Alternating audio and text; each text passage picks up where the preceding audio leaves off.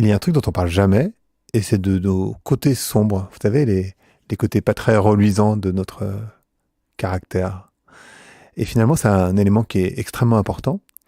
Et pour en parler, je reçois deux personnes différentes. Jerry Hyde en anglais, et donc c'est un autre épisode. Là, vous êtes sur l'épisode en français. Et Mai Hua, qui est son amie, et avec laquelle on a enregistré en français. Vous verrez, si vous parlez bien anglais, que l'épisode avec Jerry, qui est un thérapeute, est beaucoup plus analytique. Et l'épisode avec Mai, en français, est beaucoup plus personnel. Donc, je vous invite à écouter les deux épisodes, si vous le pouvez. Autrement, si vous ne parlez que français, écoutez l'épisode avec Mai, qui est particulièrement prenant, où on vous donnera des conseils aussi. Je m'appelle Grégory, vous êtes sur Vlan. Allez Vlan, c'est parti.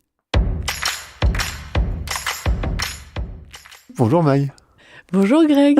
Bonjour à tous. Bonjour à toutes et à tous. À toutes et à tous. Alors, c'est un épisode un peu particulier, parce que j'ai enregistré avec Jerry, donc ton mec, il y a plusieurs mois quand même. Il y a presque un an même. Hein. C'est ça. Un épisode sur les dark sides, sur les ombres. Et on a essayé de faire une traduction pour le doubler. Et en fait, on n'a jamais réussi à le faire. Et du coup, on va réenregistrer en français un autre épisode qui parle du même sujet, mais qui n'est pas une traduction. Donc en fait, pour ceux qui écoutent, vous avez l'épisode en anglais avec Jerry, si vous parlez suffisamment bien anglais. Et puis, on va faire un épisode avec Mai. Hello. Hi. Hi. Hi. How are you?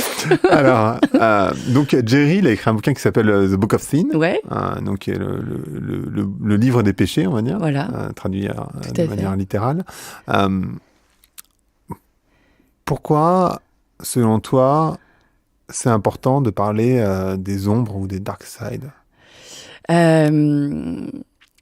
C'est pas un sujet qu'on parle. Pardon, je te coupe tout de suite, mais c'est pas un sujet parce que j'avais pas fini ma question, mais en fait, c'est pas un sujet. Non, c'est moi. Mais parce que c'est pas un sujet dont on parle beaucoup en France, en fait. Je crois. Oui, c'est un sujet dont on parle pas du tout. C'est ça. Que j'ai appris à appréhender en lisant les premiers bouquins, enfin un autre bouquin de Jerry juste avant, qui s'appelle Play from Your Fucking Heart. Et en fait, ça a fait une étincelle dans ma psyché et dans mon existence. Et je me suis dit, ah mais oui, mais en fait, on n'en parle pas parce que c'est tabou. Parce qu'on est dans une société judéo-chrétienne où tout le monde doit être bien comme il faut. Sinon, tu vas frire aux enfers. et ça fait très peur. Et c'est une partie, en fait, humaine qui fait partie de chacun d'entre nous, quoi. Donc, en fait, ne pas aller explorer ça, c'est se couper d'une partie de soi. Et ça peut devenir très dangereux. Alors, avant de dire de se couper de ça, avec des gros guillemets, c'est quoi ça? C'est quoi ces dark sides, ces ombres précisément? C'est justement des parts de l'inconscient qui remontent très peu au conscient, qui sont dans l'ombre. Ou qui peuvent faire ombre aussi, et sont des parties qui sont beaucoup plus animales, beaucoup plus brutales, beaucoup moins jolies, et qui évidemment socialement sont pas du tout acceptables. Donc c'est un mélange de ce avec quoi on est. Je pense qu'on est avec de la peur, de la colère, sont des fonctionnalités qu'on a tous, mais qui peuvent se développer et qui peuvent se développer énormément si on ne va jamais les investir, si on n'a pas le droit de les exprimer, et donc voilà. C'est en fait, donc juste pour les gens qui écoutent, c'est toute la théorie de Jung. Ouais.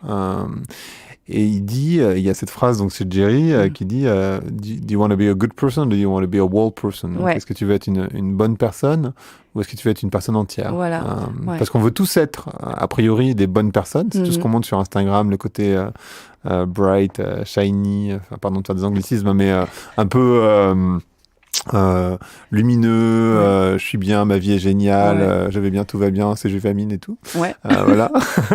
Et en fait, la réalité, évidemment, c'est évidemment pas ça pour personne. Bon, Ouais. il faut être Ouais. un peu débile pour croire que c'est Ouais. la réalité.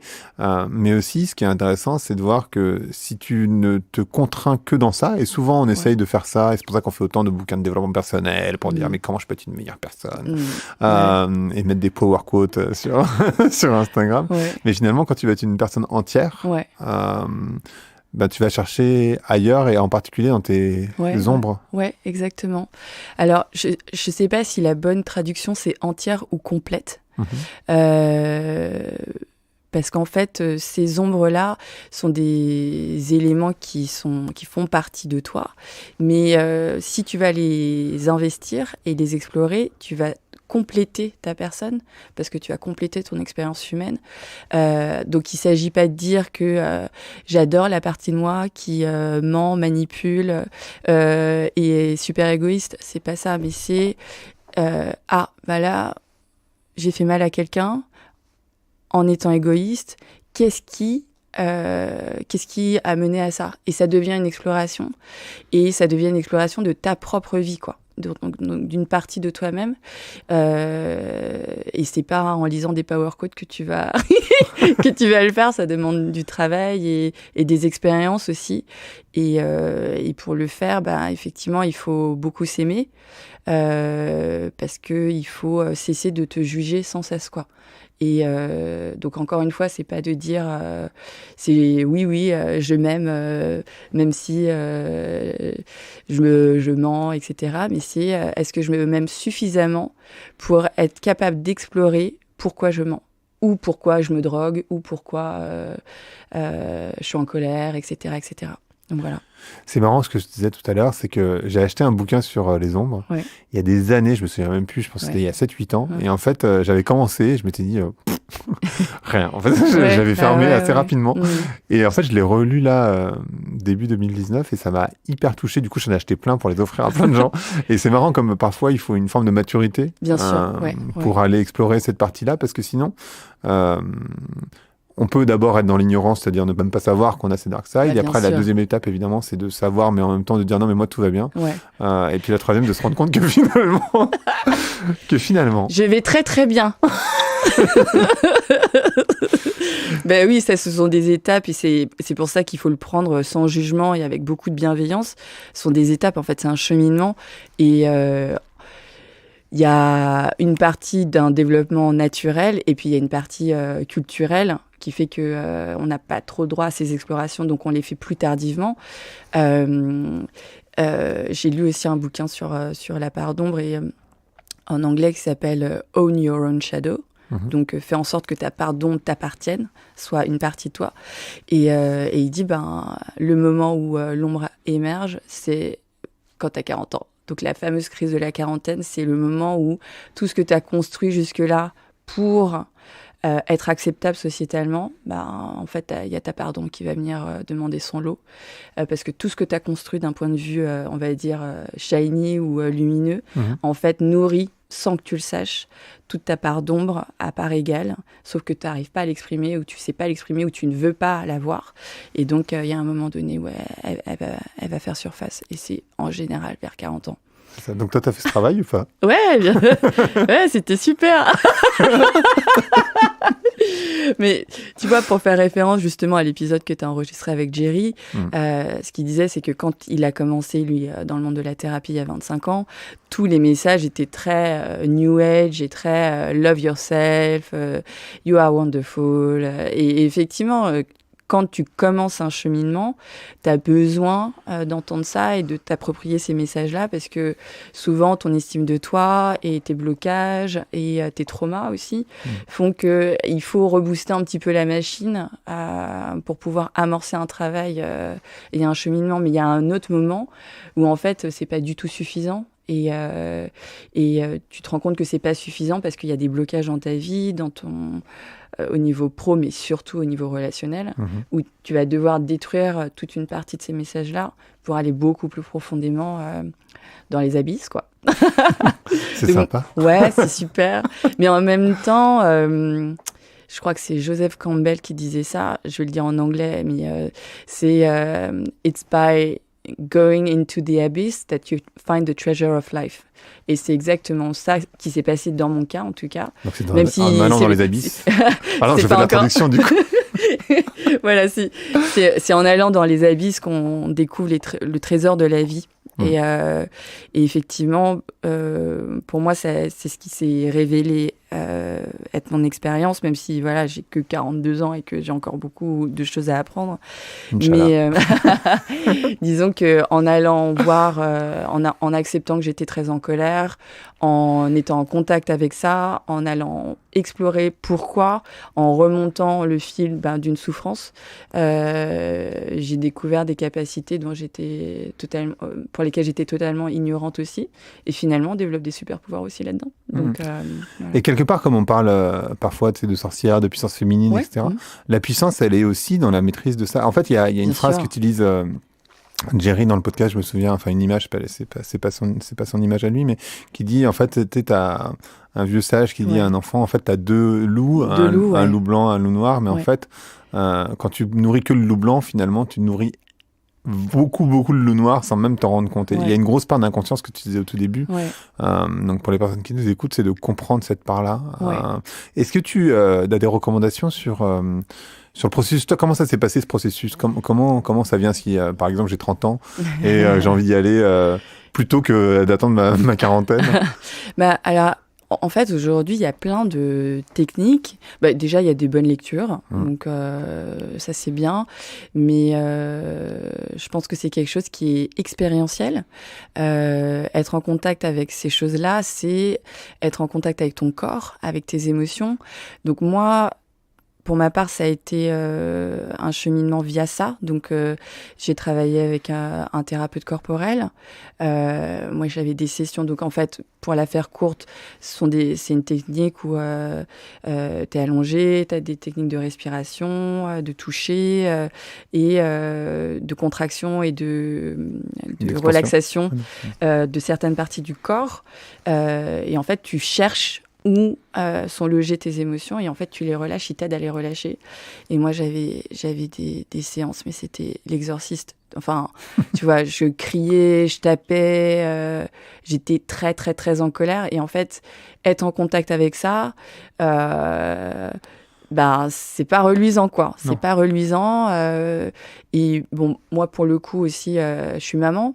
Donc, il y avait une vraie urgence à comprendre quels étaient les boutons sur lesquels appuyer ou ne pas appuyer, ce que ça déclenchait, etc. Parce que, avec une connaissance aussi faible de moi-même, j'étais pas capable d'être un bon parent, quoi. Donc, pour moi, il y avait une urgence à aller enquêter là-dedans. Et puis, il faut dire que là-dedans, dans cette part animale, il y a toute une partie créative qui est géniale. Génial. Et on peut pas être sur une exploration artistique si on n'est pas en contact avec ça. Ça veut pas dire qu'il faut être écorché vif et pas du tout. Enfin, c'est pas trop moi, par exemple. Mais en tout cas, il y a une exploration à faire. Mais cela dit, un artiste, j'ai l'association, peut-être que je me trompe, je fais une énorme généralité, mais enfin, c'est pas très grave. C'est quelqu'un qui a une forme d'hypersensibilité aussi.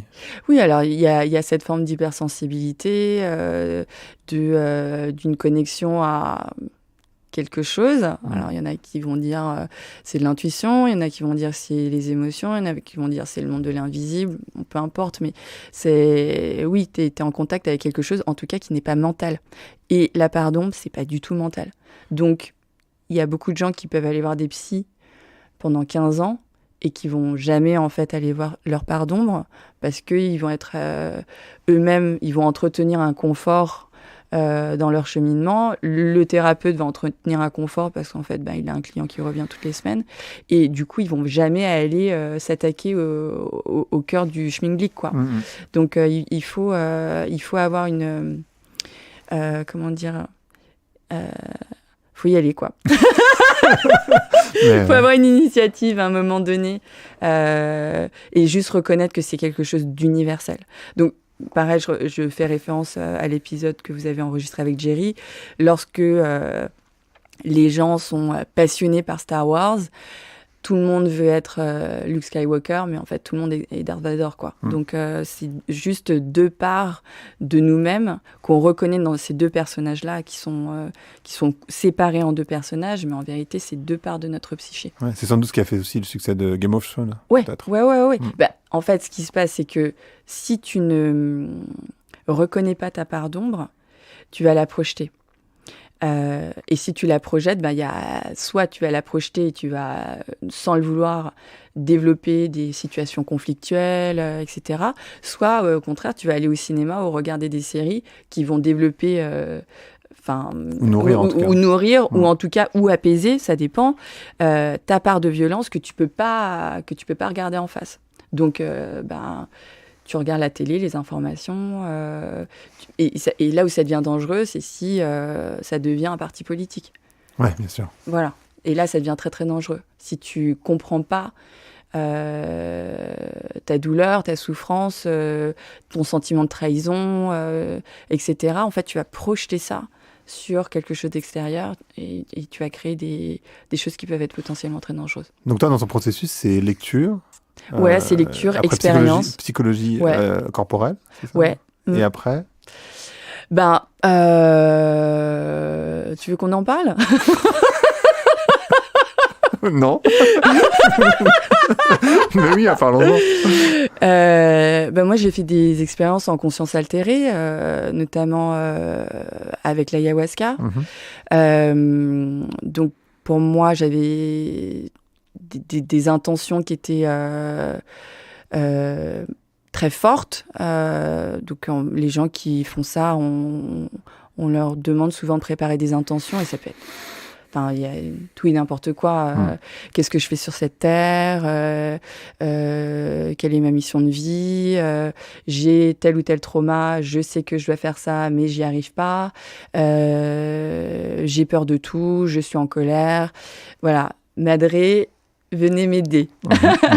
Et je pense que ça a été une expérience spirituelle pour moi très très forte parce que ça m'a permis de me confronter à ma peur et ma plus grande peur c'était de lâcher prise.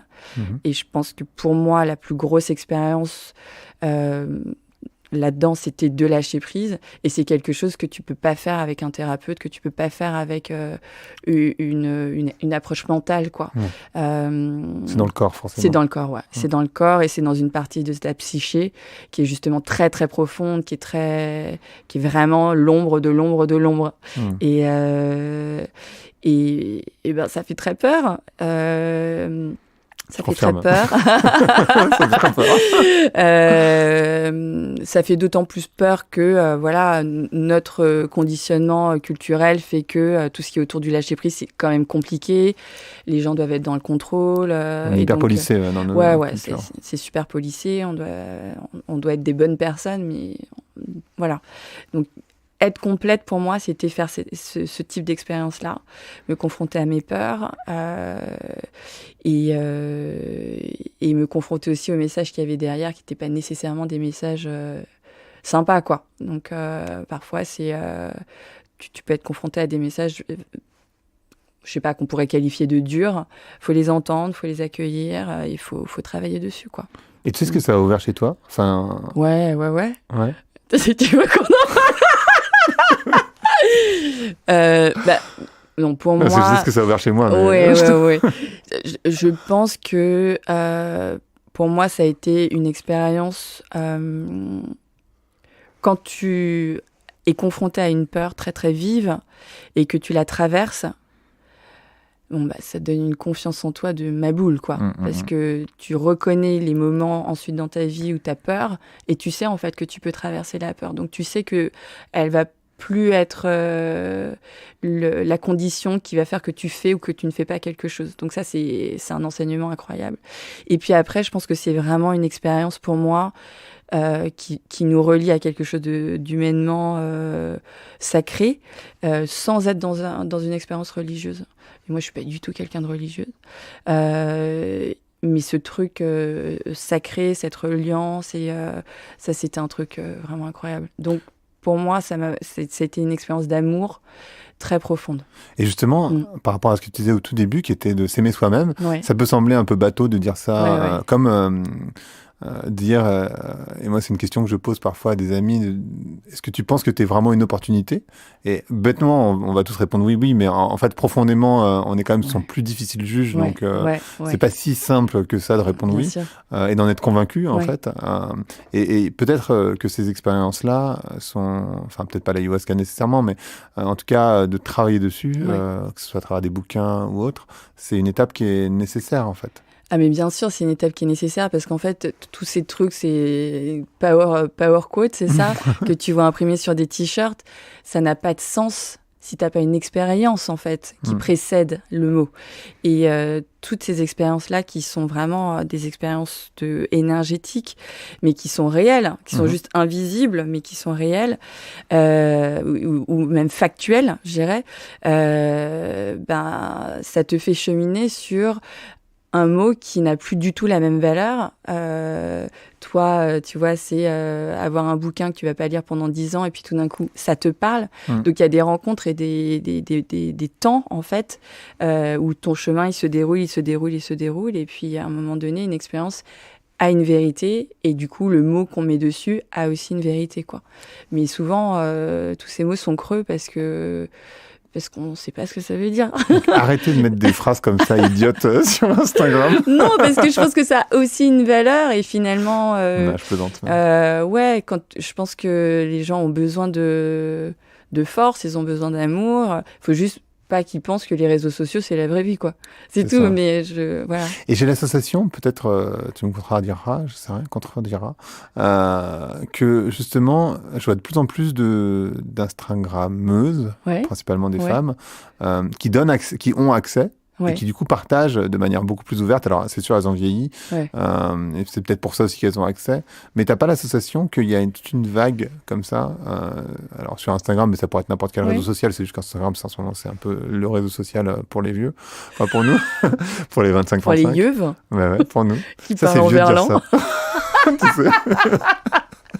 T'as pas l'association que c'est en train de justement d'arriver, que du coup ça libère un peu la parole, parce que on est tous plus ou moins sujettes à ces parties un peu sombres de nous-mêmes. Simplement, on se les avoue pas à nous-mêmes et on va certainement pas les avouer aux autres. Mais en voyant d'autres finalement le faire, ça permet peut-être plus à s'autoriser soi-même. Et j'ai l'association, enfin je sais pas si toi tu as cette même expérience, mais que ça commence à arriver quand même. Bien sûr. Quand tu as reçu Odile Chabriac, elle t'en parlait. Et, là, tu parles des femmes qui initient cette chose-là. Et effectivement,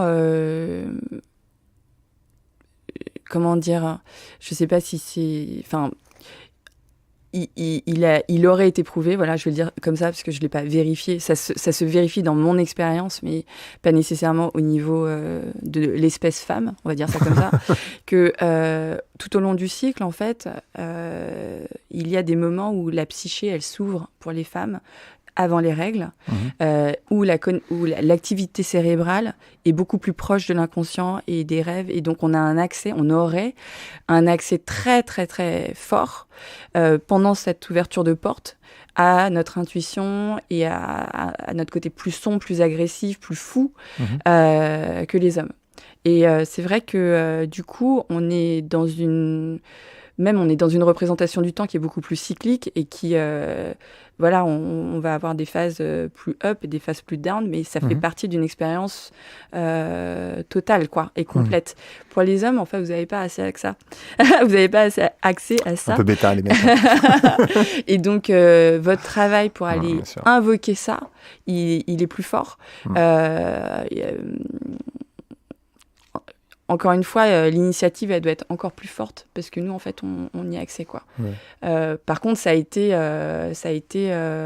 coupé. Ça a été coupé. On nous a empêchés d'aller là-dedans.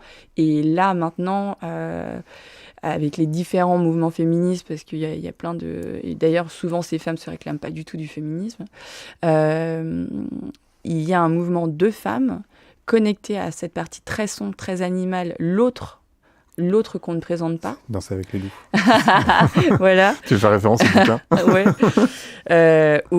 Non, Danse avec les loups, c'est le film. Ah oui, pardon. Et Femme qui court avec les loups. Pardon, je me trompe en plus. Sur les archétypes de la femme sauvage, que je vous conseille vivement de lire.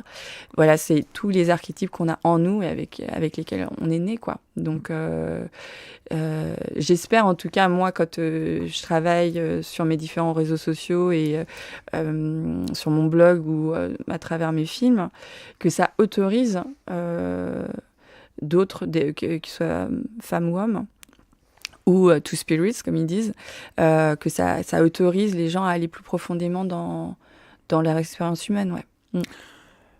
Du coup, tu participes, je pense que tu participes quelque part à cette ouverture j'espère, ouais. Vers les ombres de chacun. Ouais. Et nous, on a pas mal expérimenté ensemble, comme tout le monde l'aura compris, je crois. Mais... Ouais. Disons que moi, je suis pas dans... Je vais bientôt l'être, mais pour l'instant, j'étais pas dans une intention d'avoir une quelconque répercussion sur autrui. Moi, j'avais besoin de cheminer et de le faire publiquement parce que pour moi, ça faisait partie de mon chemin d'avoir une voix. Parce que j'en ai pas eu et que ça faisait partie de mon cheminement. Et c'était une manière... Moi, je suis quelqu'un de très mental. Et donc, si je dépose pas mes mots quelque part, mes images quelque part, en fait, ça continue de tourner. Et en fait, ça me lave, moi. Donc, dès que je dépose un post, ça me lave, je peux partir ailleurs et créer autre chose. Donc, pour moi, c'était vraiment un truc d'hygiène, en fait, une hygiène de vie, de faire ça. Il se trouve que en faisant ça, ça a des répercussions sur les personnes qui me lisent, ça les fait cheminer. Tu vois, on parlait de l'ayahuasca et de la madré, mais on parle aussi de femmes comme moi, finalement, qu'on appelle des comadrées ou des surrogate mothers. Et il semblerait qu'il y a beaucoup de femmes et de jeunes femmes pour qui je peux représenter ça. Mais après, c'est leur projection, ça leur appartient. Moi, je ne suis pas dans ce désir-là. Mais en tout cas, oui, je pense que s'il y a quelque chose de vrai qui est partagé, que ce soit en mots ou en couleurs, ça résonne quelque part. Cool. Bon, alors je confirme, c'est pas exactement le même épisode qu'avec Géry. Donc si vous parlez bien anglais, vous pouvez écouter l'épisode que je suis publié en même temps avec Géry. Oui, c'est vrai, ça a un peu évolué. Non, ça a un peu évolué. Ce qui est vrai, je vais revenir sur l'épisode et sur son bouquin. Moi, c'est du coup autant profiter de cette occasion. Mais il a écrit ce bouquin l'année où on s'est rencontrés. Et donc, je l'ai vu écrire... Et en fait, mois après mois, il va explorer un système moral et il va faire son panier. Et du coup, il invite les gens à faire leur propre panier. Donc, ce soit les 7 péchés capitaux, les 10 commandements, le satanisme. Et il va en fait vous inviter à réfléchir sur quel serait votre propre code moral et à construire votre propre code moral. Et je me rappelle que... en même temps qu'il le faisait, il explorait ce monde du péché et en septembre, il était malade. Ça le rendait malade physiquement. Et donc, il y a eu un moment donné où il a fallu qu'il ramène de l'espoir dans cette expérience pour lui-même et pour les autres. Et au lieu de continuer à sombrer, il s'est dit quelles sont les solutions qu'on peut apporter. Et son bouquin s'appelle donc The Book of Sin, How to Save the World. Donc, il a utilisé une phrase un peu grandiloquente comme ça, comment sauver le monde. Et en fait, moi, c'est aussi l'expérience personnelle que j'ai faite. Pour sauver le monde, il faut d'abord commencer par sauver son propre monde. Et si tous... on sauve notre propre monde, qu'on va notamment investir ce dark side et qu'on arrête de le projeter sur autrui, on va créer un monde plus riche, plus sain, plus safe, quoi. Donc moi, ça a marché sur moi, ouais. Ça a marché sur moi aussi, je crois. Je suis pas sûr, mais bon. Ouais. Mais ça donne beaucoup de courage, en fait, de savoir qui on est, Ouais. Ça travaille en cours. Mais... Ouais, de toute façon, ongoing jusqu'à la fin. Exactement. Et alors, ce podcast s'appelle Blanc. Je voudrais savoir à quoi tu veux claquer ou ouvrir la porte. Du coup, je vais rejoindre Géry et je pense que c'est ce que je t'avais dit aussi la première fois, c'est ouverture de porte, ouvrez toutes les portes. L'idée, c'est d'explorer votre vie, quoi. Donc, à partir du moment où on se met dans une idée d'exploration, ah bah tiens, qui suis-je si je suis comme ça? Qui suis-je si j'explore ça, etc. Ah, la vie, elle devient hyper savoureuse. C'est pas toujours simple, j'avoue. Parfois, t'es à genoux, t'es là, oh, ça fait mal. mais c'est génial, c'est vraiment génial. Donc, ouverture de porte, Vlan. Parfait. Merci beaucoup, Maï. Merci à toi, Greg. Cool. Merci d'avoir écouté Vlan. Si vous avez aimé l'émission, vous pouvez le dire avec des étoiles, 5 de préférence sur iTunes, et le partager avec vos amis ou vos collègues. Je suis Grégory Pouy, vous pouvez me retrouver sur Twitter et LinkedIn sous le pseudo Greg from Paris. N'hésitez pas à me remonter vos remarques, vos questions, mais aussi les invités que vous aimeriez entendre.